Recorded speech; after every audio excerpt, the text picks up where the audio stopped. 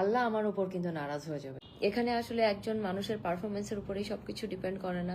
হ্যাঁ, বিকিনি নিয়ে আমি অনেক ধরনের অনেক কিছু দেখলাম। বাংলাদেশের ফ্ল্যাগ নিয়ে জাস্ট ঘুরে চলে আসবো, অ্যান্ড ব্যাকস্টেজে এসে আমি কাঁদছি। আমি আপনাদেরকে অনেস্টলি একটা কথা বলি, আমার আপনাদের কমেন্টে কোনো কিছু আসে যায় না। আমি জানি আপনারা অনেক চেষ্টা করেছেন এবং অনেক ভোট দিয়েছেন, এবং I think first time Bangladesh থেকে কোনো কন্টেস্টেন্টের জন্য আপনারা এইভাবে ভোট করেছেন এবং সবাই এইভাবে এগিয়ে এসেছেন। তো সেটা কিন্তু মিস ইউনিভার্সের জন্য একটা রেকর্ড, আমাদের বাংলাদেশিদের জন্য একটা রেকর্ড। এবং আমরা কিন্তু 1 নাম্বার বিউটি প্যাজেন্টের ব্যাপারে যারা 1 নাম্বার কান্ট্রি, তাদের সঙ্গে লড়াই করেছি। এটার মানে কিন্তু আমরা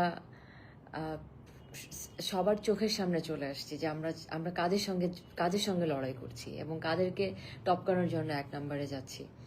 এবং আমরা কিন্তু ঠিকই ছিলাম এবং সুস্থভাবেই যাচ্ছিলাম। বাট সব কিছু আমাদের হাতে না, আপনারা অনেক কিছুই দেখেছেন।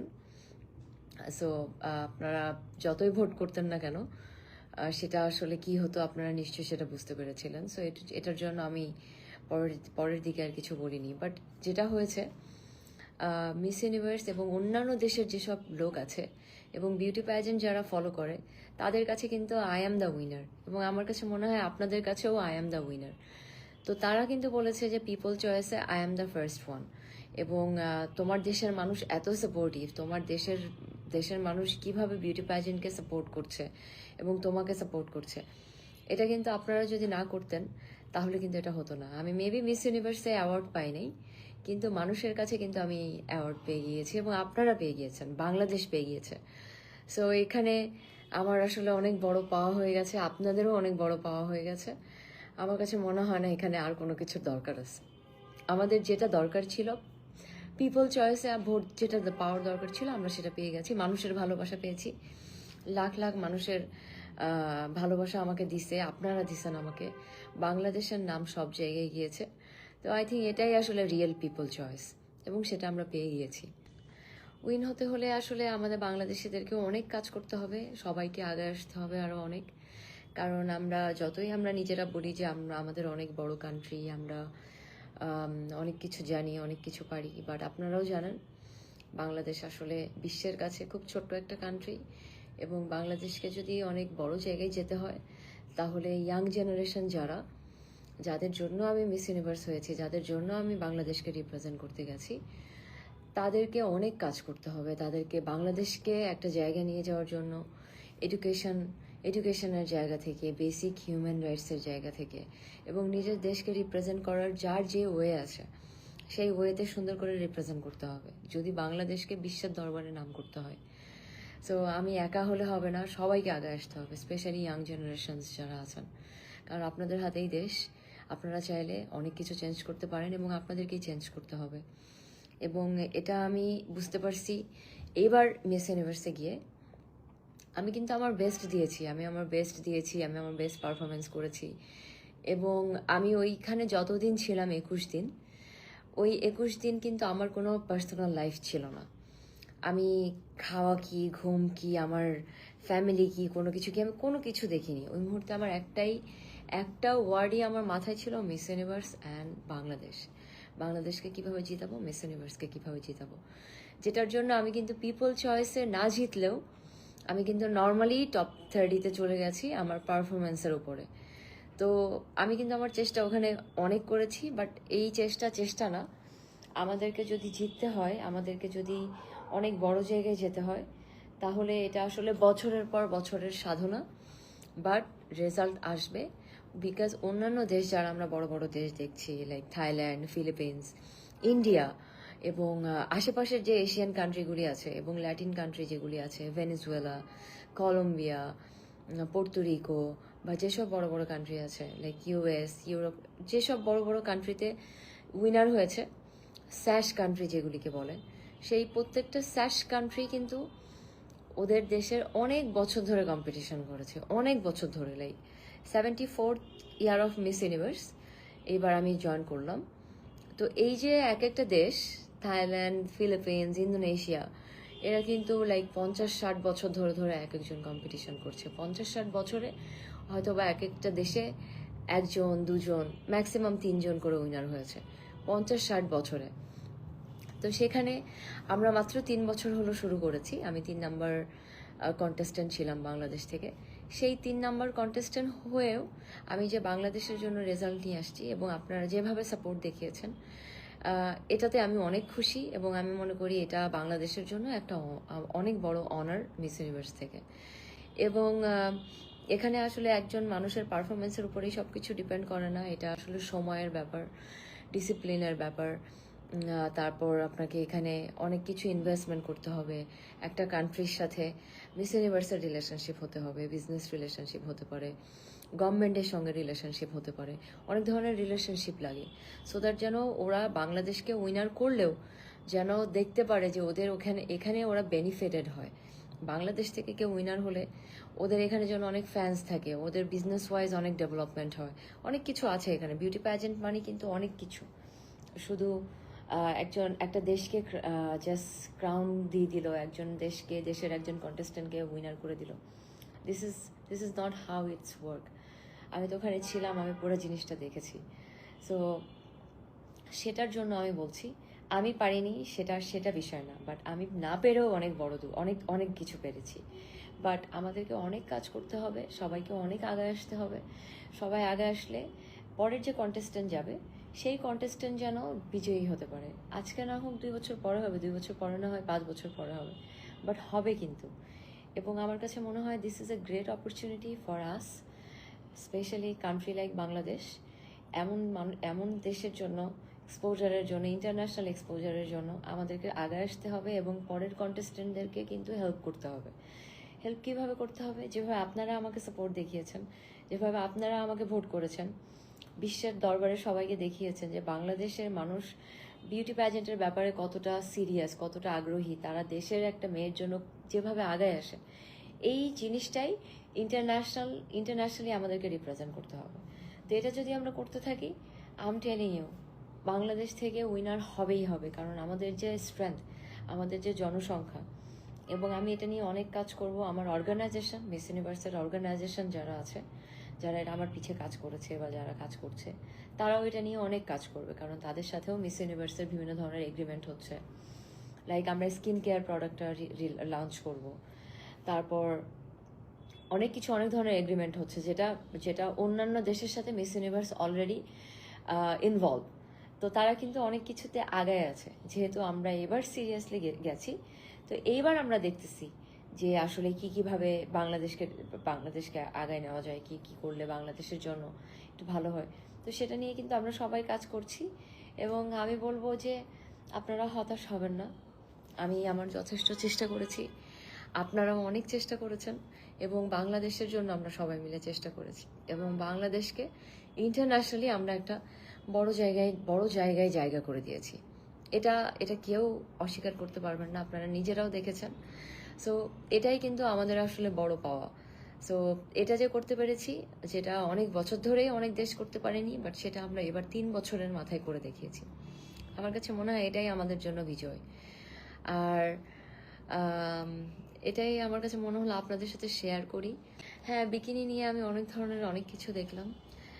তাদের উদ্দেশ্যে বলতে চাই, এটা একটা আসলে প্রোগ্রাম, যে প্রোগ্রামে প্রথম থেকেই বলা আছে যে এখানে evening gown competition, close door interview এবং বিকিনি রাউন্ড এবং ন্যাশনাল কস্টিউম, এই 4টার উপরে মার্কিং হয়। তো আমার যদি কোনো কিছু পড়তে ইচ্ছা না করে, আমার ওখানে যাওয়ার দরকার নেই। কিন্তু ওখানে যেহেতু ওরা বলাই আছে যে এগুলোর উপর মার্কিং হয়, তো ওখানে গিয়ে আমি বলতে পারি না যে না আমি পড়বো না বা আমি এটা করবো না। আর আমার কাছে মনে হয় maybe I am not perfect, but I am not a hypocrite যে আমি ওখানে গিয়ে বলবো যে না আমি পড়বো না, আমি করবো না, আমি এটা না, আমি ওটা না, সেটা না। কারণ আমি চাই না আমার বাংলাদেশকে এভাবে রিপ্রেজেন্ট করতে। আর I am not the first person যে বাংলাদেশে প্রথম বিকিনি পরছে, বা বাংলাদেশে আর কেউ বিকিনি পরে না, বা 5 বছর পরে পরবে না, বা 1 বছর পরে পরবে না, পরবে। আমার কাছে মনে হয় বিকিনি পরাটা আসলে একজন মানুষের পার্সোনাল চয়েস। একটা মেয়ে যদি কনফিডেন্ট ফিল করে, একটা মেয়ে যদি তার বডি নিয়ে শিওর থাকে, একটা মেয়ে যদি মনে করে যে হ্যাঁ সে বিকিনি পরতে স্বাচ্ছন্দ্য ফিল করে, আমার কাছে মনে হয় এটা পরলে কোনো অসুবিধা নেই। আর পোশাক দিয়ে আপনি একটা মানুষকে কেন বিচার করবেন? যেখানে 121টা দেশের মেয়ে এসে বিকিনি পরছে এবং তাদের কোনো প্রবলেম নেই, আমাদের কেন প্রবলেম থাকবে?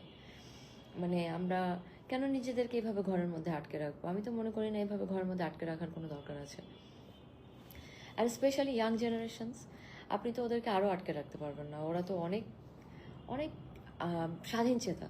ওদের কিন্তু যেটা ইচ্ছা করবে ওরাই ওটা করবে, কারণ ওরা অনেক কিছু বুঝে, ওরা বিশ্বকে দেখে এবং ওরা ওদের চোখে দেখে। ওদের যেটা ভালো লাগবে ওরা সেটাই করবে। এবং আমি মনে করি না যে একজন মানুষ যেভাবে বাঁচতে চায়, যেভাবে থাকতে চায়, সেই তার বাঁচাতে, তার লাইফস্টাইলে কারোর এসে বাধা দেওয়া উচিত। আমি কেন সম্মান দিব না বলেন? আমরা এখনো কোথায় আছি এখন? এইসব বড় বড় কান্ট্রিটা কোথায় চলে গেছে?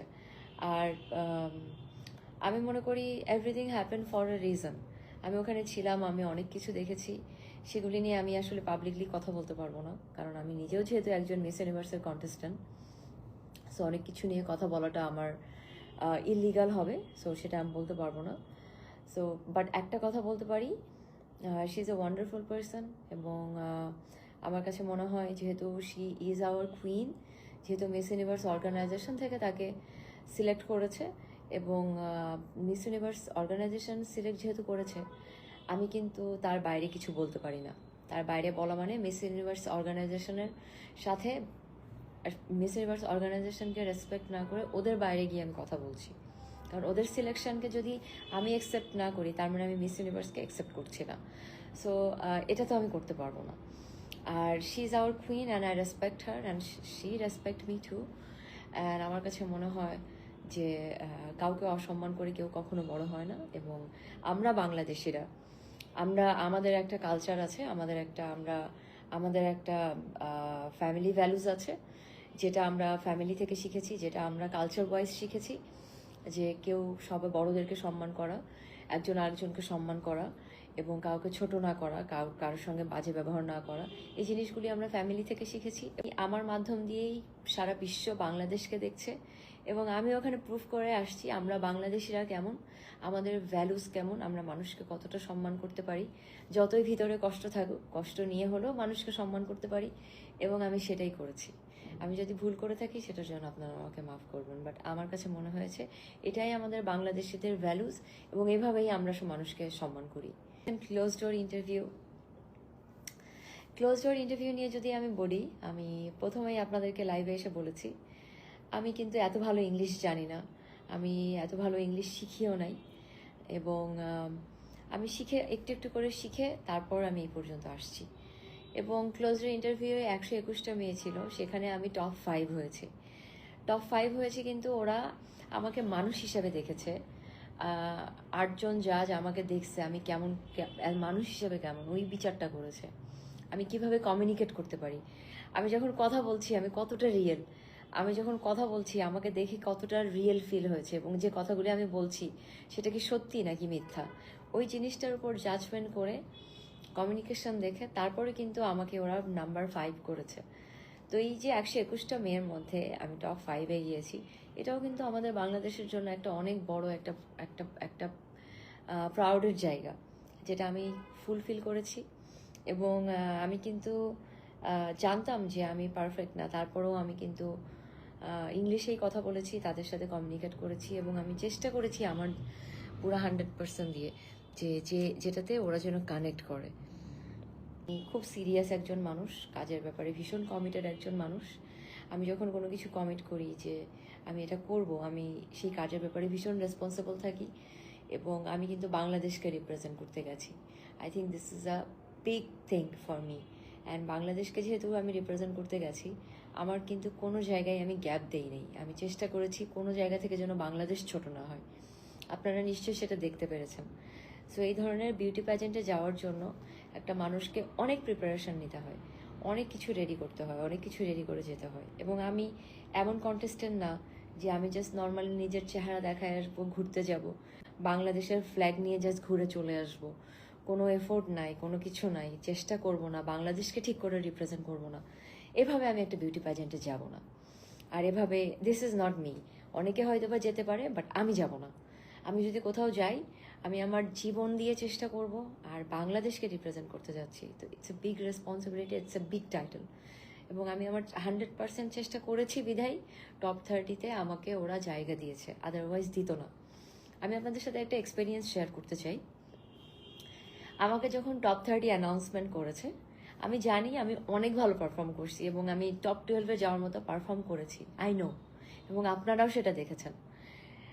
বাট আমি যেহেতু পরে বুঝতে পেরেছি যে টপ 12 হতে হলে আসলে একটা কান্ট্রির সাথে মিস ইউনিভার্সের অনেক ধরনের রিলেশনশিপ হওয়া লাগে, বিজনেস ওয়াইজ, ওই দেশের মানুষের সাথে, গভর্নমেন্টের সাথে, অনেক কিছু এটার সাথে। এবং আনফর্চুনেটলি যখন আমি জিনিসটা বুঝতে পেরেছি, তখন কিন্তু I was really sad. But আমার খুব খারাপ লাগছে যে আমি অ্যান্ড ব্যাক স্টেজে এসে আমি কাঁদছি। দেন আপনারা হয়তো বা খেয়াল করেছেন, আমি 2 দিন কিন্তু সোশ্যাল মিডিয়াতে কোনো কিছু পোস্ট করিনি, কারণ আমার মন অনেক খারাপ ছিল। সব কিছু মিলায় আমার অনেক কিছুতে আমি কনভিন্স করতে পারছিলাম না নিজেকে। তখন আমি ব্যাক স্টেজে একটা মোমেন্টে আমি কান্না করে আমি I was with miss Brazil, আমি ওর সাথে কথা বলতেছিলাম, ও কাঁদতেছিল, তোর সাথে কথা বলতেছিলাম। তো তখন ওকে আমি সান্ত্বনা দিচ্ছিলাম যে ডোন্ট ক্রাই, এখানে এত মেয়ে আছে, 121টা মেয়েকে পার করে কিন্তু আমরা টপ 30-তে আসছি। তো আমি বের হয়ে, আমি আপনাদের সাথে সত্যি কথা বলতেছি, বের হয়ে এসে আমি কিছু মেয়েকে দেখছি যে মেয়েগুলি আমার সামনে কাঁদতেছে, এবং আপনি বিশ্বাস করতে পারবেন না, ওই মেয়েগুলি প্রত্যেকটা মেয়ে মিস ইউনিভার্স উইনার হওয়ার মতো কোয়ালিটি তাদের আছে। যে মেয়েগুলির কথা আমি বলতেছি, মিনিমাম 20টা মেয়ে ওখানে আছে, যে 90টা মেয়েকে পার করে আমি উইনার হয়েছি। ওই 90টা মেয়ের মধ্যে মিনিমাম 20টা মেয়ে আছে যে মেয়েগুলি মিস ইউনিভার্স টাইটেল হোল্ডার হওয়ার মতো কোয়ালিটি তাদের আছে। এবং ওই মেয়েগুলিকে যখন দেখছি যে ওরা কোনো পজিশন পায় নাই, ওরা কোনো কোনো কোনো কোনো টপ 30-তে উঠতে পারেনি, ওই মুহূর্তে আমি আমার নিজেকে বুঝিয়েছি যে বি গ্রেটফুল। তুমি থার্ড ওয়ার্ল্ড কান্ট্রি বাংলাদেশের মতো একটা জায়গা থেকে আসছো, যেখানে বিউটি প্যাজেন্টের কোনো নামই নাই, কখনো কেউ কোনো কিছু করতেই পারে নাই, কোনো পজিশন আনতে পারে নাই, কোনো দেশের সাপোর্ট জাস্ট মাত্র আসতেছে, বিজনেস ওয়াইজ কোনো রিলেশনশিপ নাই, কোনো কিছু নাই। সেখানের থেকে একটা কান্ট্রি থেকে ভোটিংয়েও আমি জিততে পারিনি, তারপরেও ওরা আমাকে টপ 30-তে দিছে আউট অফ মাই পারফরমেন্স। তো সেই জায়গা থেকে যদি আমি গ্রেটফুল না হই, আল্লাহ আমার উপর কিন্তু নারাজ হয়ে যাবে। কারণ এই সামনের উপর যে মেয়েগুলিকে দেখতেছি, প্রত্যেকটা মেয়ে কোয়ালিফাইড, আমি আপনাদেরকে বলে বুঝাতে পারবো না। আমি যে মেয়েগুলির কথা বলতেছি, সেই মেয়েগুলি কিন্তু টপ 30-তে আসতে পারে নাই। ওই মুহূর্তে আমি আসলে আমার নিজেকে বুঝাইছি যে be grateful, this is a opportunity for all of us, this is a opportunity for Bangladeshi people. And আমাকে যেহেতু ওরা মিস ইউনিভার্স এই অপরচুনিটি দিয়েছে, এবং আমাকে অর্গানাইজেশন থেকে একজন বলেছে যে you are excellent candidate, but তোমাকে আমরা পজিশন ওভাবে দিতে পারিনি, বাট ইট ডাজেন্ট মিন যে you are not a winner, you are a winner in our eyes. But miss universe তোমাকে কি দিল না দিল, this is not the fact, but you have a big responsibility. পরে তোমার কন্টেস্টেন্ট যারা আসবে, তোমার দেশের মানুষের জন্য তোমার হিউজ রেসপন্সিবিলিটি আছে, এটা নিয়ে কাজ করো। এবং ওই মুহূর্তে আসলে আমার কাছে মনে হয়েছে যে ওরা আমাকে দিয়ে একটা সুযোগ দিছে, যারা পরে আসবে তাদের জন্য যেন কাজ করতে পারি, এবং দেশবাসীর জন্য তাদের জন্য কাজ করতে পারে, বাংলাদেশের মানুষ জন্য এটা দিয়ে বেনিফিটেড হয়। তো এই যে পুরা জার্নিটা, আমি আপনাদের সাথে আজকে আমার জার্নিটা শেয়ার করলাম, আমার এক্সপিরিয়েন্স শেয়ার করলাম। আমি পুরাটা দেখার পরে আমি বুঝতে পেরেছি যে আসলে টপ 30ও আমাদের মতো দেশের জন্য অনেক বড় জিনিস। আমি আপনাদেরকে প্রমিস করে বলতেছি, এটাও আমাদের জন্য অনেক বড় জিনিস। এটাও আসলে একদমই ইজি ছিল না। আমি ওখানে অনেক কান্ট্রির সাথে ছিলাম, লাইক আপনারা আমার লাস্ট ইন্টারভিউ দেখেছেন কিনা আমি জানি না, আমি মিস বুলগেরিয়ার সাথে ছিলাম। ওরা 60 বছর ধরে কম্পিটিশন করছে মিস ইউনিভার্সে, 60 বছরে আজ পর্যন্ত ওরা কোনো পজিশনে যায় নাই, টপ 30-তেও না। তো ইউরোপের মতো একটা কান্ট্রি যেখান থেকে 60 ইয়ার্স ধরে ওরা কম্পিট করছে, বাট কোনো পজিশন পায়নি। এবং এরকম অনেক কান্ট্রি আছে যারা 40 বছর 50 বছর ধরে কম্পিট করছে, বাট কোনো পজিশন পায়নি, নট ইভেন টপ 30। তো সেই জায়গা থেকে আমাদের মনে হয় আরও অনেক গ্রেটফুল হওয়া উচিত, এবং এটা নিয়ে আমাদের সবার অনেক কাজ করতে হবে। এবং আমার কাছে মনে হয় এটা নিয়ে আমাদের হ্যাপি হওয়া উচিত এই মুহূর্তে, কারণ দিস ইজ এ হিস্ট্রি, এবং বাংলাদেশকে ওরা সবাই মনে রাখবে। এবং প্যাজেন্টারির হিস্ট্রিতে যারা পিছে কাজ করছে, যারা ভিডিও করে, ছবি করে, ওদের কাছে আমি ফরএভার কুইন। ওরা আমাকে অনেক ভালোবাসছে, এবং ওরা বলছে যে বাংলাদেশ থেকে যে এরকম একজন মানুষ আসবে এবং সে যে এইভাবে কম্পিট করবে এবং বাংলাদেশের মেয়েদের জন্য যে এইভাবে কাজ করবে, এটা এটা তুমি দেখাই দিছো। তো এই ধরনের যে জিনিস, এই ধরনের জিনিসটাই কিন্তু আসলে অনেক বড় জিনিস আমাদের জন্য। এবং আহ, আমার কাছে মনে হয়, আমি ছোট্ট করে আপনাদেরকে একটু আমার জার্নিটা শেয়ার করলাম। আমি আপনাদেরকে অনেস্টলি একটা কথা বলি, আমার আপনাদের কমেন্টে কোনো কিছু আসে যায় না, কারণ ওখানে গিয়ে আমার যেটা করা লাগছে, বাংলাদেশকে যেন ওরা ছোট চোখে না দেখে, বাংলাদেশের একজন কন্টেস্টেন্টকে নিয়ে যেন ওরা জাজ না করে যে এখানে এসে ধর্ম দেখাচ্ছে, এখানে এসে অন্য অন্য মেয়েদেরকে নিয়ে ডিসক্রিমিনেট করছে এবং বাংলাদেশের মানুষ কনজারভেটিভ, এই ধরনের কমেন্ট আমি চাই নাই যে বাংলাদেশকে নিয়ে ওরা চিন্তা করুক। এই জন্য আমার যেটা করতে হয়েছে আমার দেশের মানুষের জন্য, আমি সেটা করেছি। এবং আপনারা সেটা নিয়ে আমাকে যে কোনো কিছু বলতে পারেন, বাট ওই মুহূর্তে আমার কাছে যেটা মনে হয়েছে আমি সেটাই করেছি।